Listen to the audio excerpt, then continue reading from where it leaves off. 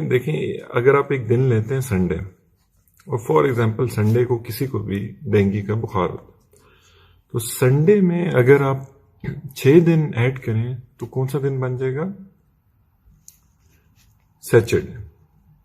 اسی طرح اب آپ ایگزامپل لیں کہ ایک بڑا سارا پیالہ ہے اور اس میں آپ پانی ڈالتے جا رہے ہیں، لیکن اس پیالے میں کیونکہ کچھ سوراخ ہوئے ہوئے ہیں تو وہ سارا پانی آپ کا باہر چلا جاتا ہے، اس میں سے کچھ پانی۔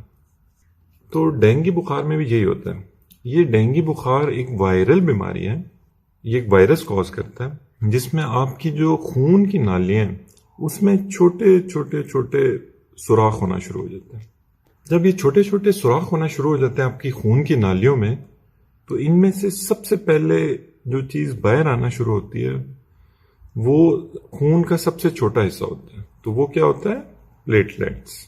تو کیونکہ پلیٹلیٹس باہر آنا شروع ہو جاتے ہیں، اس لیے پلیٹلیٹس آپ کے کم ہونا شروع ہو جائیں گے۔ فار ایگزامپل اگر آپ کے پہلے دن آپ کے 170 پلیٹلیٹس ہیں، تو دوسرے دن جب ڈینگی بخار آپ کو ہونا شروع ہوگا تو دوسرے دن ہو سکتا ہے آپ کے 150 رہ جائیں، تیسرے دن ہو سکتا ہے آپ کے 100 رہ جائیں، اس کے بعد چوتھے دن 75 رہ جائیں، اس کے بعد 5ویں دن 50 رہ جائیں۔ لیکن جب چھٹا دن آئے گا تو یہ آپ کے پلیٹلیٹس چھٹے دن کے بعد، ڈینگی کیونکہ وائرل ڈیزیز ہے تو یہ سیلف لمیٹنگ ہے۔ یہ سیلف لمیٹنگ کا مطلب ہوتا ہے خود بخود ٹھیک ہونا شروع ہو جاتا ہے۔ تو چھٹے دن کے بعد دوبارہ آپ کے پلیٹلیٹس بڑھنا شروع ہو جاتے ہیں۔ لیکن کیونکہ لوگ اس دوران کوئی پتے کھا رہا ہوتا ہے، کوئی کچھ کھا رہا ہوتا ہے، ٹوٹکے کھا رہے ہوتے ہیں، تو ان کو یہ لگتا ہے کہ شاید یہ پتے کھانے سے یا ان ٹوٹکوں سے یہ پلیٹلیٹس بڑھ رہے ہیں، جبکہ ایسی بات نہیں ہے۔ ڈینگی کے بخار ہونے کے چھٹے دن وہ خود بخود بہتری کی طرف پیشنٹ مائل ہونا شروع ہو جاتا ہے۔ اچھا، اب دیکھیں اگر خون کی نالی میں سوراخ ہو رہے ہیں چھوٹے چھوٹے، اور سب سے خون کا چھوٹا کلیہ جو ان سے تھا پلیٹلیٹس، وہ تو باہر آ گئے، ساتھ کیا چیز باہر آنا شروع ہو جائے گی؟ ساتھ آپ کی باہر آنا شروع ہو جائے گی واٹر یا پانی۔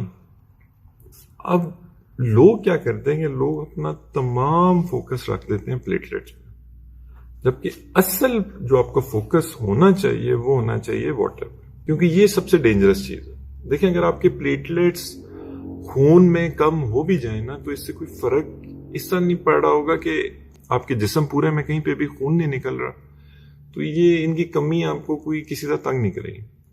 لیکن اگر آپ کا پانی، کیونکہ وہ جب باہر آنا شروع ہوگا اور آپ ڈی ہائیڈریشن میں چلے جائیں گے، تو اب کیا ہوگا کہ آپ کے پورے جسم میں چھوٹے چھوٹے السرز بننا شروع ہو جائیں گے، اور اب کیونکہ وہ السرز بنیں گے تو تب پلیٹلیٹس کم ہونے کی وجہ سے بہت زیادہ بلیڈنگ ہوگی۔ اب اس کے بعد جو اگلا چیز جو ہمیں سمجھنی چاہیے اس میں، وہ یہ ہے کہ دیکھیں اگر ایک خون کی نالی ہے اور اس میں سے پلیٹلیٹس باہر آ رہے ہیں اور پانی باہر آ رہا ہے، تو اس کو ہم کس طرح مانیٹر کریں گے؟ پلیٹلیٹس کا تو آپ کو پتہ ہے کہ آپ سمپل اس میں بلڈ سی پی کرا لیں گے، لیکن جو آپ کا پانی باہر آ رہا ہے اس کو آپ کس طرح مانیٹر کریں گے؟ اس میں سب سے پہلے آپ اس کا بلڈ پریشر دیکھتے رہیں گے پیشنٹ کا، کہ وہ تو نہیں، اس میں تو نہیں فلکچویشنز آ رہی، وہ ایک اسٹیٹ آف شاک میں تو نہیں جا رہا۔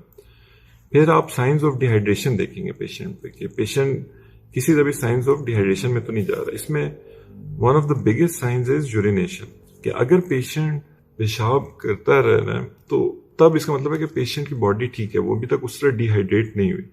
ڈینجر سائن تب ہوگا کہ اگر اس کی یورینیشن اس کو آنا بند ہو جائے، یا اس کا کلر جو سا ہے وہ بہت ڈارک ہو جائے، اور خاص طور پہ اگر وہ بند ہو جائے تو یہ ایک بہت بڑا ڈینجر سائن ہوگا۔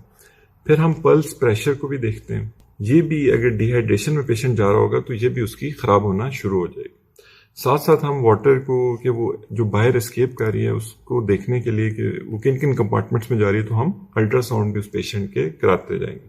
اب ڈینگی کا ایک ہی ٹیسٹ ہے جو ڈینگی اسپیسیفک ٹیسٹ ہے، DS1 جسے آپ کہتے ہیں، یہ اب پہلے دن سے ڈینگی کے پازیٹیو ہو جاتا ہے، اور یہی سب سے یوزفل ٹیسٹ ہے، کیونکہ باقی تمام ٹیسٹ ڈینگی ہونے کے کچھ عرصے بعد پازیٹیو ہوتے ہیں۔